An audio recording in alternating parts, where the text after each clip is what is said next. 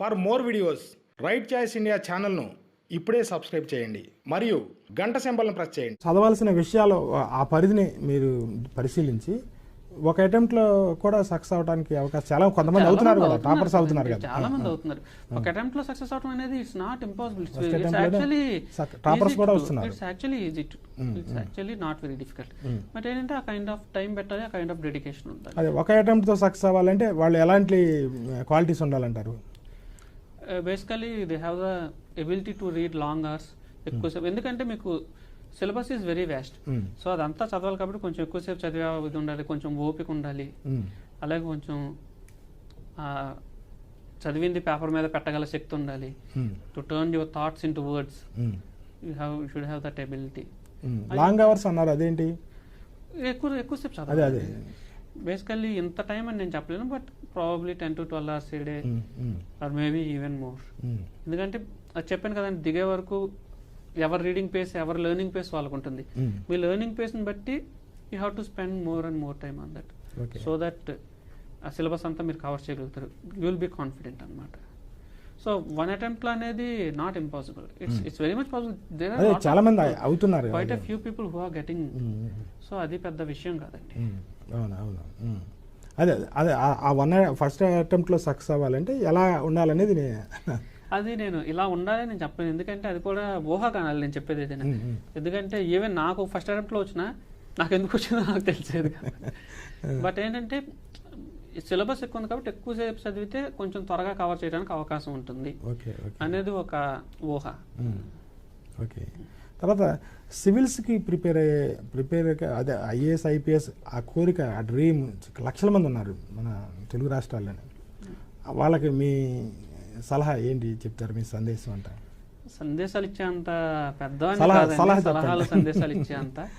But ఎవరైనా సరే వెళ్దాం అనుకున్నప్పుడు ఆ జాబ్కి ఎందుకు వెళ్దాం అనుకుంటున్నాం, how much we need it అనేది వాళ్ళకి వాళ్ళు అనలైజ్ చేసుకోవాలి. అంటే నాకు అది ఎలాగైనా కొట్టాలన్నా కసితో చదివి కొట్టినా ఓకే, నాకు అది రాకపోయినా పెద్ద ప్రాబ్లం లేదు, బట్ ట్రై చేద్దాం అన్న ఇదితో వెళ్ళినా ఓకే. బట్ ఏంటంటే మనకు ఆ క్లారిటీ ఉండాలి ఎందుకు మనం చదువుతున్నాం అనేది. ఎందుకంటే ఎగ్జామ్ రాసి వస్తే ఓకే, క్లారిటీ ఉన్నా లేకపోయినా సర్వీస్లోకి వెళ్ళిపోతే you will have a job, good job and good life and everything. ఒకవేళ రాలేదనుకోండి, మనం ఎందుకు వెళ్దాం అనుకున్నదనే దానికి మనం ఆ క్వశ్చన్ ఆలోచించుకుంటే ఇట్ విల్ హెల్ప్ అస్ అనమాట. ఒకవేళ ఎగ్జామ్ రాకపోతే మన basic what is our basic purpose, ఆ పర్పస్ని మనం ఇంకా ఫుల్ఫిల్ చేయడానికి వేరియస్ ఆల్టర్నేటివ్స్ ఆలోచిస్తాం అనమాట. We won't think this exam is the end of life. వేరే ఆల్టర్నేటివ్స్ ఏమున్నాయి? Suppose you want to come to this exam just for employment. So what are the different other exams? You want to come to this exam to serve the people. So what are other avenues to serve the people? What are other avenues in which you can do things which you wanted to do? అది basically ఎందుకు వద్దాం అనుకుంటున్నాం అనేది మనకు purpose ఉంది. ఎందుకు వద్దాం అనుకుంటున్నాం, దానికి మనకున్న ఆల్టర్నేటివ్స్ ఏంటి, దాని మీద క్లారిటీ ఉంటే it will take a lot of pressure from your. Alternatives అంటే ఏది చెప్పారు? ఇది రాకపోతే ఆల్టర్నేటివ్స్, ఇది రాకపోతే ఇన్ కేస్ కాకపోతే నేను అనుకున్న లక్ష్యం. ఎందుకంటే ప్రపంచంలో ఎవరికి పరీక్ష రాయటం లక్ష్యంగా ఉండదండి. ఒక పరీక్ష పాస్ అవటం అనేది ఎవరికి అది లక్ష్యం ఉన్నా ఇట్స్ ఓన్లీ ఇంటర్మీడియట్ గోల్ అనమాట. అక్కడితో జీవితం అయిపోతుంది. పరీక్ష ఎందుకు పాస్ అనుకుంటే ఏదైనా జాబ్ చేయడానికో, ఏదైనా కోర్స్ చేయడానికో, అది కూడా ఎందుకు చేయాలనుకుంటావు? You have your purpose. ఏదో you want to earn money, or you want to serve people, or you want to wield power, or else ఇంకా ఏముండొచ్చు, like luxury, material comforts, psychological satisfaction. Like what is the kind of end thing? ఆ చివరిన మనం ఏం కావాలనుకుంటున్నాం అది మనకి ఎక్కడ దొరుకుతుంది. దాని మీద క్లారిటీ ఉంటే ఈ exam is one of the way. ఇది ఎగ్జామ్ పరీక్ష, యూపీఎస్సీ ఎగ్జామ్ అనేది it's not an end in it self, it's just a means to achieve some other end. అది జాబ్ కావచ్చు, పబ్లిక్ సర్వీస్ కావచ్చు, ఏదైనా కావచ్చు. బట్ పరీక్ష ఎందుకు రాస్తున్నామంటే పరీక్ష రాయటం కోసమే రాస్తున్నా అనే వాళ్ళు చాలా తక్కువ ఉంటారు. పరీక్ష రాయటం కోసమే రాసేవాళ్ళు వాళ్ళకి పరీక్ష రాకపోయినా హ్యాపీనే. ఎందుకంటే పరీక్ష రాయటం కోసం యాక్చువల్లీ నా ఫస్ట్ ఫ్యూ అటెంప్ట్స్ కూడా it's more like I enjoyed writing the examination. Like నాకు క్యాట్ నేను ఐఎం వచ్చిన తర్వాత కూడా sometimes I use to apply and right because I have a certain sense of satisfaction in attempting an examination, in solving a problem. Good in solving a good puzzle అంతే. So but ఏంటంటే exam రాసే వాళ్ళు ఎవరో అలా రాసే వాళ్ళు చాలా చాలా తక్కువ ఉంటారు, 1% కూడా ఉండరు. బట్ అలా రాసే వాళ్ళకి అలాగే ఇంకా వాళ్ళకి ఎగ్జామ్ వచ్చిందా రాలేదనేది ఇమ్మెటీరియల్. మిగతా వాళ్ళకి ఏంటంటే మనం ఎందుకు రాస్తున్నాం ఎగ్జామ్ అనే దాని మీద క్లారిటీ ఉంటే వస్తుందా రాదా అనే టెన్షన్ ఎప్పుడు లేదు మీకు? అంటే బేసికల్లీ అవసరం లేదండి. ఆ టైప్ ఆఫ్ సిచ్యుయేషన్లో ఎప్పుడు లేను. ఎలాగైనా కొట్టాలి, ఎలాగైనా రావాలి, ఇది రాకపోతే నా జీవితం ఏమైపోద్దో, భవిష్యత్తు ఏమైపోద్దో భయం లేదు. సో భయం లేనప్పుడు ఓకే వస్తే మంచిది, ఇలా వెళ్దాం అనుకున్నాం. బేసికల్ నాకు ఆ job like I'm not enjoying it. వస్తే మంచిది, I will go and I will do this, I will check this. రాకపోతే okay I will go for a startup and I will start some startup with good innovative idea which will challenge me. ఇది ఉండేదన్నమాట. ఒకవేళ ఇది రాకపోతే I will go and have my own startup. I will not go back to job, I will go and have my own startup because I'm not enjoying job. Not enjoying జాబ్కి ఉన్న one of the ఆల్టర్నేటివ్స్లో ఇది ఒకటి. And in a sense it is the easiest alternative I had. ఎందుకంటే ఇందులో clear cut అండి, కూర్చోండి చదవండి వచ్చే అవకాశం ఛాన్స్ ఎక్కువ. బట్ వేరే if you want go for a startup or if you want go for something else, success rate may be very different. And ఒక ప్రిస్క్రైబ్డ్ ఫార్ములా ఫర్ సక్సెస్ దేనికి లేదు, బట్ అక్కడ ఇంకా గజిబిజిగా ఉంటుంది అనమాట. ఇక్కడ అట్లీస్ట్ మీకు ఏం చదవాలి, ఎలా చదవాలి అనేది కొంచెం తెలుసు. మీరు చాలామందిని చూస్తుంటారు, అబ్జర్వ్ చేస్తుంటారు, ఎందుకంటే మీరు ఫ్రెండ్స్తో ప్రిపేర్ అయ్యారు, కొంత అనుభవాలు కూడా ఉన్నాయి కాబట్టి. ఫెయిల్ అయ్యే వ్యక్తులు ఎలాంటి కారణాలతో ఎక్కువ మంది ఫెయిల్ అవుతున్నారంటారు? సీరియస్గా ప్రిపేర్ అవుతూ కూడా ఫెయిల్ అవుతున్నారు కొంతమంది. వాళ్ళు ఏ కారణాల వల్ల? Basically most of the times నేను చూసింది ఏంటంటే అండి, they waste lot of time on things like okay topic మీద చాలా టైం వేస్ట్ చేస్తూ ఉంటారు. లైక్ ఒకే టాపిక్ మీద 10-15 పుస్తకాలు చదువుతూ ఉంటారు. It's not required.